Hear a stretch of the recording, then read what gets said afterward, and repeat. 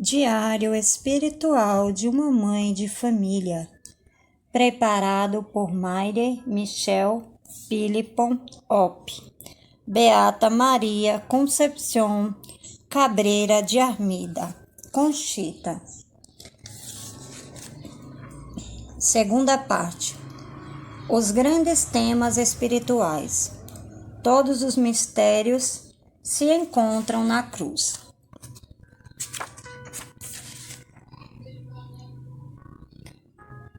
A escritora mística. Vou escrever por obediência.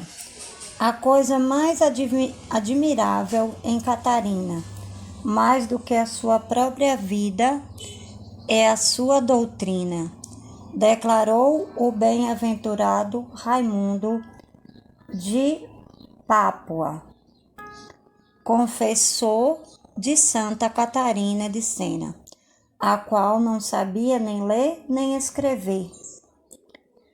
Nada se tem conservado dela, senão apenas 4 cartas de próprio punho, escritas no fim de sua vida, e, entretanto, é doutora da Igreja. Suas palavras, seus ensinamentos e seus exemplos iluminarão a Igreja até o fim dos tempos.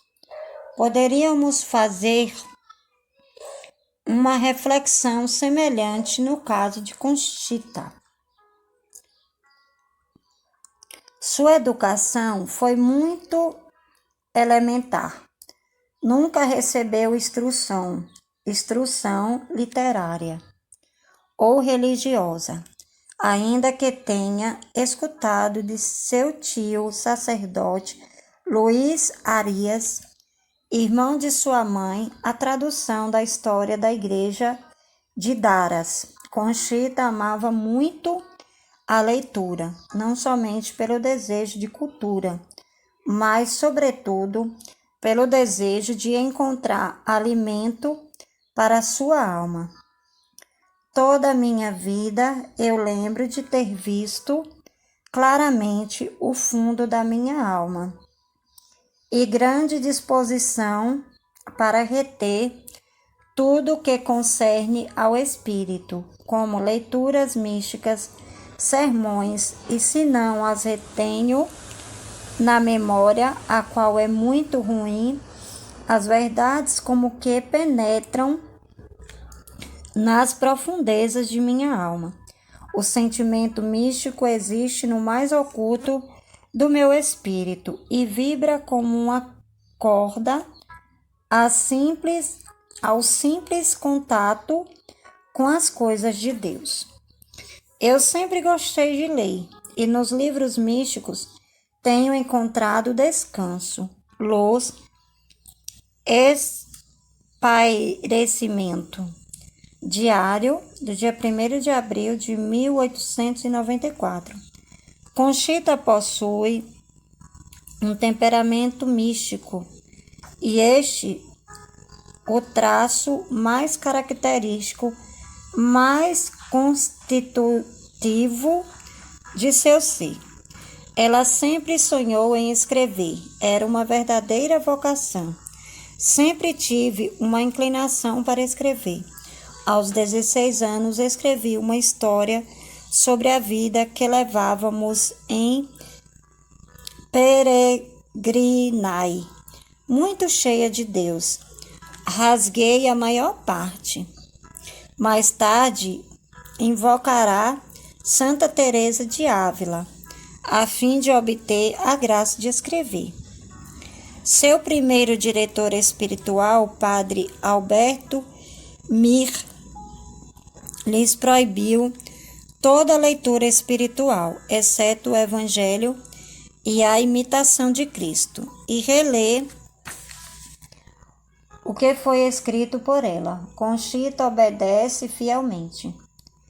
Este mandato põe em evidência a intenção especial de Deus e as luzes do Espírito Santo, o mestre interior. Seus diretores espirituais lhe ordenaram escrever seu diário. As circunstâncias tão variadas de sua existência obrigaram-na a escrever numerosas obras, pequenas e grandes, e uma volumosa correspondência prolongada até aos 74 anos. O próprio Senhor, repetidas vezes, instava-lhe a pegar a pena. Escreve, se queres me dar glória. Diário do dia 18 de junho de 1900. Os ditados do Senhor, reconstruindo seu itinerário espiritual para dá-lo a conhecer ao seu novo e último diretor, Monsenhor Luiz Martinez, Conchita faz um balanço das graças e carismas recebidos do Senhor ao longo de sua vida. Quanto o Senhor falou comigo, ditando os vícios e as virtudes. Muito me falou sobre a Santíssima Trindade, retirando diante de mim os véus dos mistérios que muitas vezes vejo como naturais, sem atrair muito minha atenção. Vou ao volume 45 das Contas de Consciência e lá há um mundo de ensinamentos, de luzes, de conselhos, de segredos de Deus. Que honra ouvi-lo, poucas vezes em sua voz natural, outras como ditando e corrigindo-me, outras vezes com uma voz interior que suspende todo o meu ser, indubitavelmente. Enfim, ele pode se comunicar comigo de 1000 maneiras. Quantas graças para minha pobre alma! Métodos, conselhos, ensinamentos particulares e sua vontade manifestada de muitas maneiras. Diário do dia 3 de julho de 1925. A expressão ditados do Senhor deve ser bem compreendida em um sentido amplo e flexível. Não se trata do ditado palavra por palavra de um professor para seu aluno, mas de um esquema de iluminações divinas que se adapta ao sujeito receptor de acordo com seu temperamento, sua cultura e as circunstâncias e modalidades tão variáveis da vida. As duas leis fundamentais da adaptação e do progresso, evidentes no processo histórico da revelação divina, aos profetas e demais escritores inspirados, também são encontradas proporcionalmente nas revelações privadas. Deus leva em conta a psicologia do sujeito. De muitos modos, Deus falou conosco. Hebreus 1:1. Deus não se comunicou da mesma maneira com Isaías e Amós. Teresa de Ávila, Ingela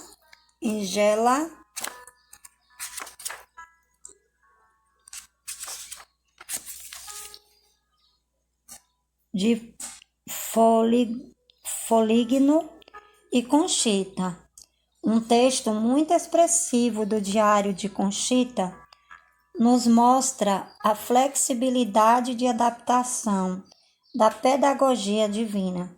Também o modo de me comunicar contigo traz em si o timbre da unidade, porque no Deus Uno, assim são as coisas simplificadas em todas as suas partes. Por exemplo, de uma só vez eu me reflito no espelho de cristal da tua alma. Aí ficaram aqueles raios divinos que tu, ao sentir-se ferida por eles, podes ir vendo, contemplando e compreendendo. Em seguida, com o auxílio do teu entendimento, lhes dás formas com as palavras que eu mesmo, sem que tu me percebas, vou adequando com mais ou menos propriedade. Porém, no primeiro golpe de luz, te deixei a substância, a essência, a fotografia da coisa comunicada, e tu a sedimentas em tua alma, as faculdades intelectuais, e dai ao papel. Neste modo de comunicação de Deus com a criatura, quase nunca há erro, a menos que as paixões humanas venham a se misturar, o que então obscurece, distorce e até mesmo apaga os sinais de Deus na alma. Este modo de comunicação de Deus, deixado por sua unidade, que em um só golpe imprime o que a pobre criatura depois confere a forma na linguagem da terra. Mesmo para isso, repito, necessita também da cooperação divina. Quando uma alma humilde recebe e se presta a estas comunicações com pureza do coração, que isto é indispensável, e não mistura nenhuma paixão, a imagem de Deus é clara, limpa e luminosa, e não há que ter medo de equivocar-se. Já que por minha bondade e pelos meus altos propósitos tomei-te como um instrumento e arqueduto, não manche jamais o espelho de tua alma, pois hoje, mais do que nunca, necessito-te pura, limpa e transparente para comunicar a torrente de graças do Espírito Santo. Diário do dia 16 de maio de 1913. Desde as primeiras páginas de seu diário, Conchita tem a experiência da ação iluminadora de Deus e está consciente disso. É o próprio Deus que se comunica a ela. Ouça, disse-me Jesus. E ela acrescentou, sim, sinto que é ele quem me falou. Não posso dizê-lo de outra maneira. Diário do dia 3 de março de 1894. É vontade dele que ela escreva. Escreva. Quero que escrevas. Escreva. Porque eu quero, pois quando eu não quiser, ainda que desejes, não poderá fazê-lo. E Conchita responde, mas permita-me dizer-lhe uma coisa, tenho medo de negligenciar minhas obrigações. Se eu visse isso, não te ordenaria. Arrume tempo, pois é possível, organize, preveja, ordene e faça o que é possível da tua parte. E depois escreva e reze. Diário 6 de março de 1894. Às suas dúvidas sobre o assunto específico, o Senhor responde de maneira categórica. Se é meu, o que escreves será para minha glória. Se for do diabo, serás avisada. E se for teu, rirão de ti. E sairás ganhando com esta humilhação. Diário, no dia 7 de março de 1894. Somente o Senhor é o dono dos tempos, do lugar e dos modos de sua comunicação. Quando ele deseja passar longos meses sem dizer nada, então surge de repente, e Conchita deve escrever e escrever. Ela mesma se encontra frequentemente envolvida em seus deveres familiares e obrigações sociais, ou em uma impotência interior para fazer oração, sobretudo aridezes e securas espirituais terríveis. Em outras ocasiões, pelo contrário, lê na Trindade como num livro aberto. Diário do dia 18 de julho de 1906. Ou se vê iluminada por um único olhar de Jesus, que diz tudo. Diário do dia 18 de julho de 1906. Há momentos em que ela se sente aborrecida e diz francamente: eu gostaria de não escrever, esquecer de tudo, virar a página e mudar de vida. Tal é a situação atual do meu espírito, cheio de tentação e dor. Mas acrescenta generosamente: venço a mim mesma com a graça de Deus. Piso-me sem compaixão e prossigo adiante, ainda que morra na luta. Diário do dia 26 de março de 1897. O Senhor sabe que pode contar com sua fiel serva. Sua heróica existência pertence a Ele, sem reservas, para o serviço da Igreja.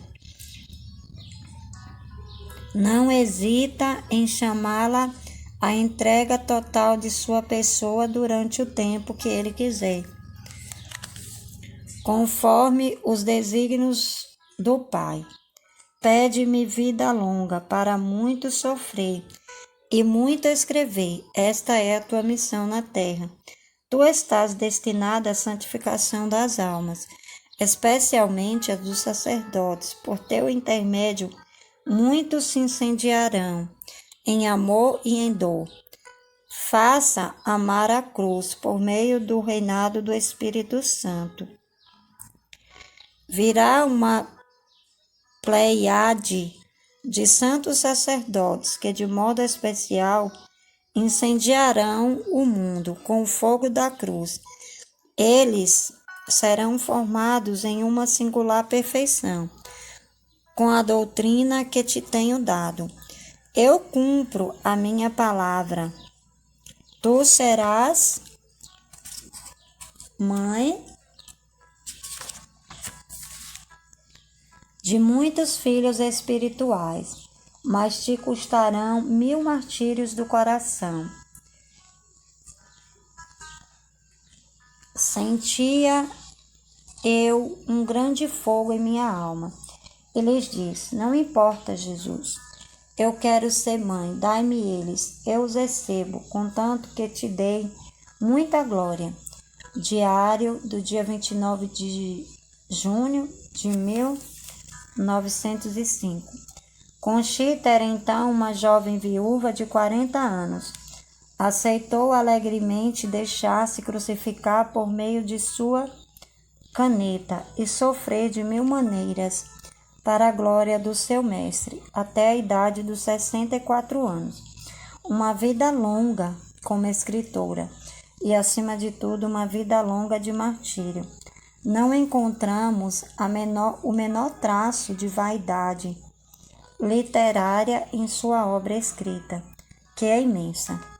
Se caso seus desejos tivessem sido cumpridos, não haveria uma única página do seu diário. Com toda a sinceridade de sua alma, suplicava ao seu primeiro diretor espiritual para que o destruísse no momento de sua morte. Vou pedir-lhe um favor de joelhos e em cruz, e por nosso Jesus, que nada pode me negar. Não é verdade. Peço que ninguém no mundo, depois do Senhor, olhe estes papéis, pois já que este Jesus não quer que eu os despedace, quando eu morrer, no mesmo instante, se possível, faça-os cinzas e pó, como sua dona. Me promete? Diga-me que sim, para que não me corte a liberdade de desafogar aqui minha consciência e tudo mais. Diário 1894. Seus outros diretores tiveram a prudência de proibi-la de queimar seus escritos.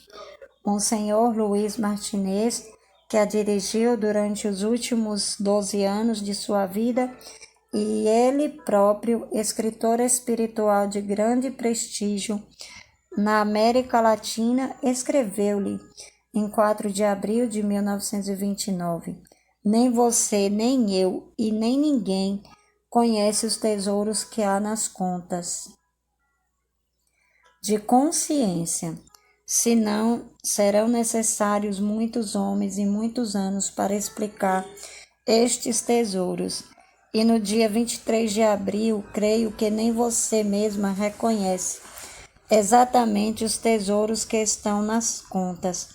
Já sabe que enquanto eu for seu diretor, não lhes deixarei remover uma única letra das contas. 26 de abril de 1929. O conjunto de seus escritos é uma obra vastíssima. Foram entregues mais de 200 volumes para serem examinados no processo de canonização. Conchita é a mística da Igreja que mais escreveu.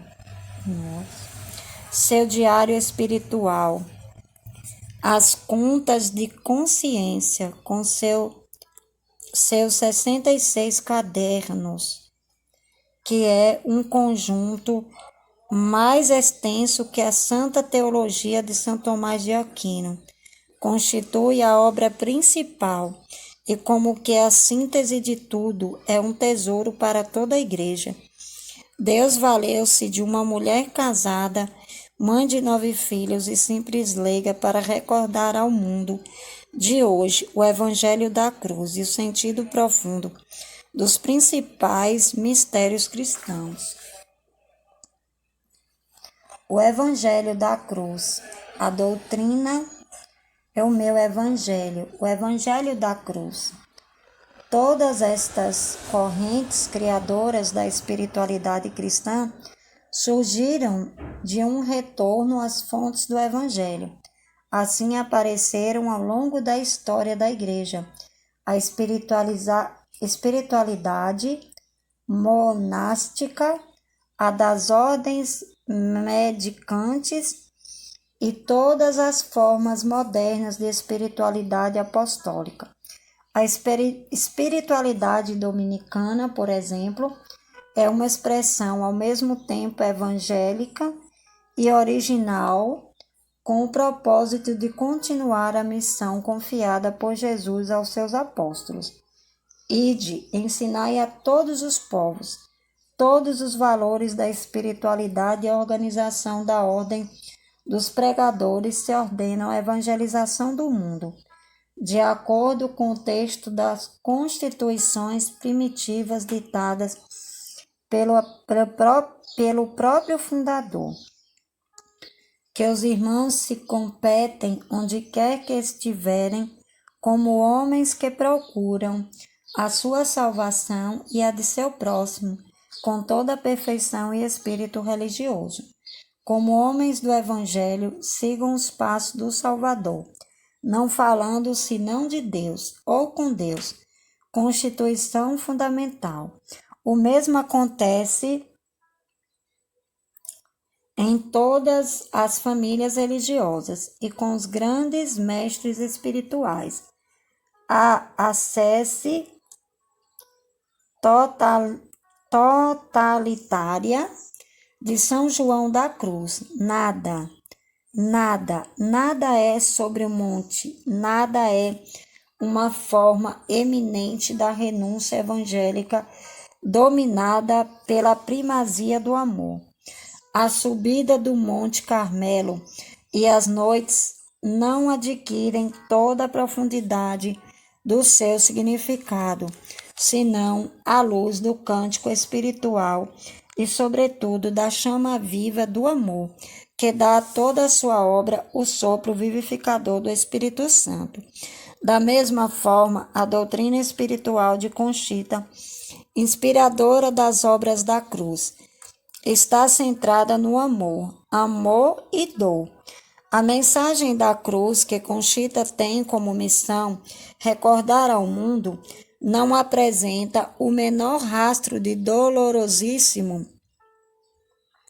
mas sim uma autêntica mística do amor, que se imula a imitação do crucificado para a glória do Pai na salvação dos homens.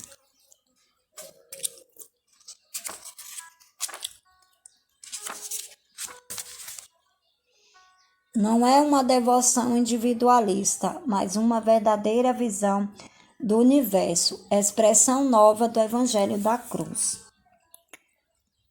Perspectiva fundamental. Jesus e Jesus crucificado em suas dores interiores como sacerdote e vítima. Todos os cristãos estão predestinados, cada um de acordo com sua vocação pessoal e missão na Igreja, a expressar um dos aspectos do ministério de Cristo. Deus Pai disse um dia a Santa Catarina de Sena: tive 2 filhos, um por natureza, meu único filho, o Verbo eterno, e o outro por graça, teu pai Domingos. Ele recebeu como missão o ofício do Verbo, como os apóstolos de Cristo. Os irmãos pregadores devem ser os homens da palavra de Deus. Cada família religiosa imita a Cristo, segundo a sua própria graça específica. O cuidado dos doentes, dos jovens, a promoção cristã e social, as 1000 formas da vida ativa ou contemplativa. Qual foi o modo peculiar de imitar a Cristo, próprio de Conchita? Os documentos de seu diário nos fazem descobrir como lhes foram revelados, um após o outro, os traços do filho que o pai desejava mostrar nela sobre a ação do Espírito Santo. Podemos ver como se manifesta pouco a pouco o desenho da pedagogia divina, que tende a formar nela a imagem de Cristo. Desde sua infância, sente-se atraída por Jesus, depois por Jesus crucificado, mas de uma maneira original e inédita, pelas dores interiores de Cristo, sacerdote e hóstia, sacerdote e vítima, em suas menores ações, a partir de seu ence vínil. Eis que venho, Salmo 39, até seu consumatum est, tudo está consumado. Sobre a cruz, convite a todos os homens para que continuamente ofereçam Cristo ao seu Pai e se ofereçam juntamente com Ele, para os mesmos fins glorificadores e salvadores. Estas foram as etapas progressivas da identificação com Cristo, ser outro Jesus, Jesus crucificado, sobretudo nas dores interiores de seu coração, vítima pelos pecados do mundo, sacerdote e hóstia sempre presente em sua igreja, através da Eucaristia, unido livremente todos os membros de seu corpo místico para continuarem cada um deles, pela encarnação mística, sua missão de glorificador do Pai e salvador dos homens. Jesus. Depois de São Paulo, todos os santos sonharam com esta identificação com Cristo, cada um de acordo com seu lugar e sua missão na igreja. Para Conchita, como para Teresa de Ávila ou Teresa de Lisieux, a vida espiritual alguém. Jesus, esta jovem mulher casada, cheia de amor para com o esposo e os filhos, é atraída irresistivelmente por Cristo, mestre de seu coração norma suprema de todos os seus amores. Jesus, contanto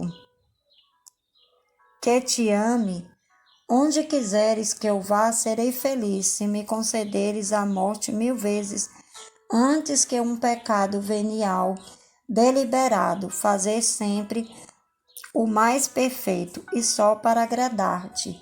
Este é o sol que aquece todos os meus atos, a luz que me ilumina, a força que me impulsiona, a ideia fixa em meu pensamento. É o tema da minha oração e das minhas aspirações, quase contínuas, hoje, de dia e de noite, e sempre e somente este pensamento, sentindo com todas as forças da minha alma meu viver é Cristo. Diário de 1894. De hoje em diante, meu exterior será Jesus Cristo e meu interior Jesus Cristo. Diário 1894. Este Cristo Jesus não é para Conchita um Jesusinho de vestes vermelhas, o qual se pode mudar a cor da túnica de acordo com os tempos litúrgicos. À luz da fé, Conchita descobre em Jesus o Verbo eterno, o Filho único do Pai, a cabeça da Igreja, o eterno sacerdote. Contempla com amor as riquezas infinitas do Verbo encarnado, verdadeiro Deus e verdadeiro homem. Adora nele a segunda pessoa da Santíssima Trindade. Sente-se deslumbrada pela geração do Verbo e pelo papel que o Verbo tem na expiração do amor eterno. Encontra tudo em Jesus Cristo. Geme de dor diante do pensamento de um Deus que morreu de amor por todos os homens, os quais se esquecem dele. Seu diário é pleno, assim como sua alma, desta presença soberana e teologal de Jesus. A alma que experimenta esta vida de união com Jesus já não pode viver sozinha. Diário do dia 8 de outubro de 1895.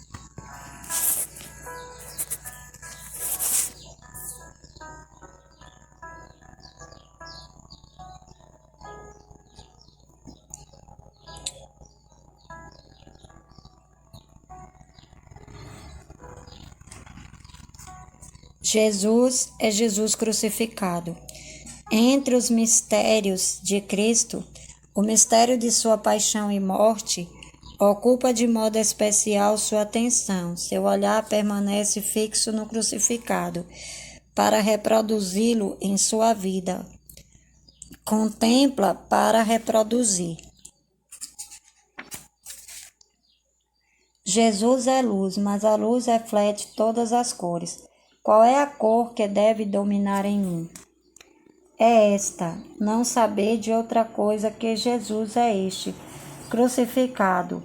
Salienta ela, devo reproduzir Jesus em mim, através das virtudes transformadoras, isto é, através da cruz que é a que mais lhe assinala. Jesus não me quer um Cristo na pobreza de Belém, nem um Cristo na ocultação de Nazaré, e nem um Cristo no ciclo de sua vida pública, mas um Cristo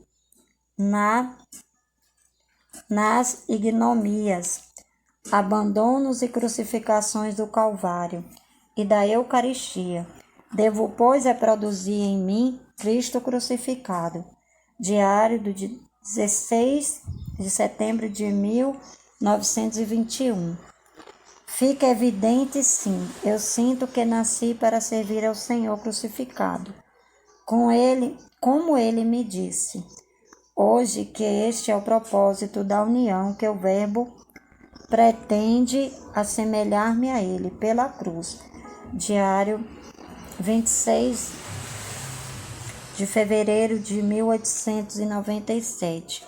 Em suas dores interiores. Os textos sobre este assunto poderiam multiplicar-se ao infinito. Não há dúvida de que todas as formas de espiritualidade cristã se encontram marcadas com o selo da cruz. Mas Deus veio revelar-lhe o modo próprio pelo qual ela deve imitar a Cristo, especialmente nos sofrimentos íntimos de sua alma, isto é, em sua crucificação interior. Este é um aspecto novo, que marcará com um selo especial toda a espiritualidade da cruz. Quero que sejam honradas particularmente as dores internas do meu coração, que começaram em minha encarnação até a cruz e prosseguem misticamente em minha Eucaristia. Estas dores são desconhecidas ao mundo, mas eu te digo que desde o primeiro instante da minha encarnação, a cruz já foi plantada em meu coração, me oprimia e os espinhos o penetravam. A lança teria sido um alívio para abrir este vulcão de amor e de dor, mas não consenti. Até depois da minha morte, sempre houve, há e haverá ingratidão, e, portanto, meu terno e amoroso coração sempre sentirá os espinhos da cruz. No céu não poderá sofrer como Deus, e para buscar esta cruz que lá não existia, desci ao mundo, e me fiz homem, e como Deus homem, poderia padecer em grau infinito para comprar a salvação de tantas almas. Não desejei em mim vida, outra coisa, em minha vida outra coisa, mais que a cruz e mais cruz, querendo ensinar ao mundo que esta é a única riqueza e felicidade na terra, a moeda com a qual se compra uma eternidade feliz. Pelo apostolado da cruz se honrarão as dores internas do meu coração, representadas pelas insígnias da cruz, espinho e lança, atraindo os corações à cruz. Mas no oásis, as cruzes atrairão meu coração, e ele será honrado no mar de dores internas que poucas almas conhecem. Hoje em dia, lá atrairão meus espinhos, cravando-os em seus corações, e aliviarão o peso da cruz, que atravessa meu coração, tornando-se cruzes viva. Esta vida recolhida dentro da cruz do meu coração, isto é, honrando, aliviando e tomando própria as dores interiores que por 33 anos em nenhum momento me abandonaram, será o propósito das religiosas da cruz. Na cruz do Calvário só existe pregado por 3 horas. Só estive pregado por 3 horas, mas na cruz do meu coração estive por toda a vida. Ambas serão honradas no oásis, mas de modo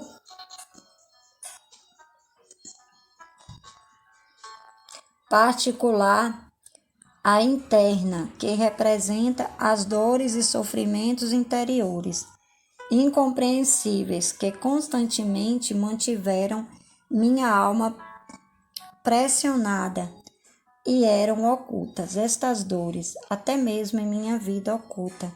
E eu sorria e trabalhava, e somente minha mãe vislumbrava aquele martírio que triturava meu coração amoroso. Minha paixão exterior durou algumas horas, e foi como orvalho o alívio da outra paixão que